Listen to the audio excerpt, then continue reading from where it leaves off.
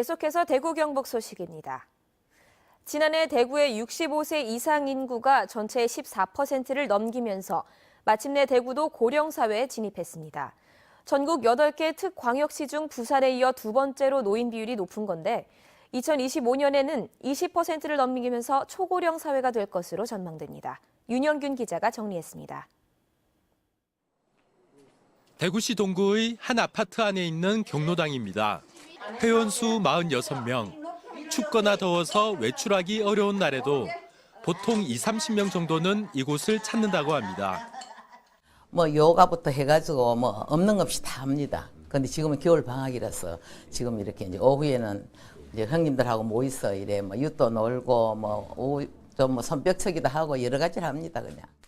대구의 노인 비율은 지난해까지는 전국 평균보다 낮았지만 고령 사회에 진입하면서 올해를 기점으로 전국 평균을 웃돌기 시작할 것으로 예상됩니다.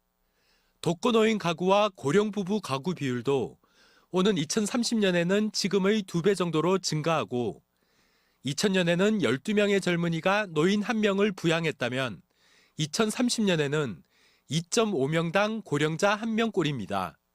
몸이 불편하시고 혼자 사시는 분도 있죠, 있기는. 우리가 각별히 관심을 가지고 있어야 됩니다. 늘 전화해보고. 어르신들이 살기에 대구의 환경은 어떨까? 8개 특광역시 가운데 대구의 공기는 광주에 이어 두 번째로 깨끗한 편이었지만 노인들이 자주 찾는 도시공원의 면적은 전국에서 가장 좁았습니다. 2016년 기준으로 대구시의 노인 교통사고는 1970건으로 서울과 부산에 이어 세 번째, 인천보다도 더 많았습니다. 대구 노인 1명의 연간 총소득은 944만 원으로 전국 평균보다 15만 원 적었습니다. 생활비는 지금 노인연금, 기초연금하고 또 아들들이 또 잘 도와주고 딸도 잘 도와주고 그래서 크게 저는 잘 생활하고 있습니다. 일을 해서 버는 돈이나 가진 재산은 전국 평균보다 작은 반면 기초노령연금 같은 공적인 소득이나 가족의 도움을 받는 비율은 전국 평균보다 높은 것으로 나타났습니다.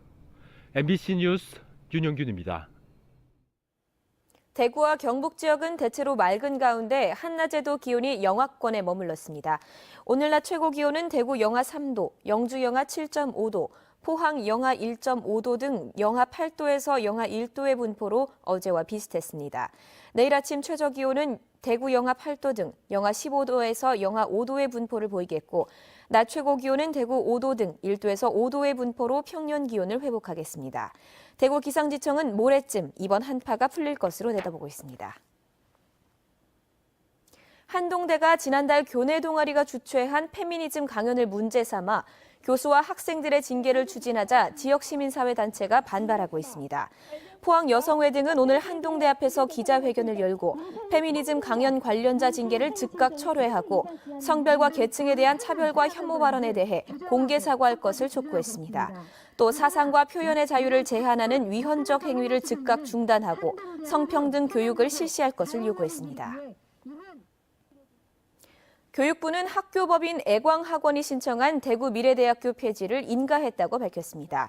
경북 경산에 있는 대구 미래대는 대학 구조개혁 평가에서 가장 낮은 2등급을 받았으며 2017학년도 신입생 충원율도 34.8%에 머무르는 등 심각한 경영난으로 지난해 6월 자진 폐교를 신청했습니다. 대구 미래대는 올해 2월 28일자로 문을 닫고 대구 미래대 재학생과 휴학생은 원칙적으로 대구 경북 지역 동일 유사학과에 특별 편입학할 수 있습니다. 최근 대구문화방송이 보도한 지적장애인 실종 사만 사건과 관련해 장애인단체가 진상규명을 요구했습니다. 420 장애인 차별철폐 대구투쟁연대는 실종 2개월 만에 숨진 채 발견된 20대 지적장애인을 무연고 시신으로 화장 처리된 데 진상규명을 요구하며 국가인권위원회에 진정을 냈습니다. 숨진 장애인은 지난해 10월 대구 동구의 한 장애인 시설에서 지내다 다른 장애인과 함께 나갔다가 실종됐는데 2달 뒤 인근 산에서 시신으로 발견됐지만 신원이 확인되지 않은 상태에서 화장됐습니다. 지금까지 대구 경북 소식이었습니다. 고맙습니다.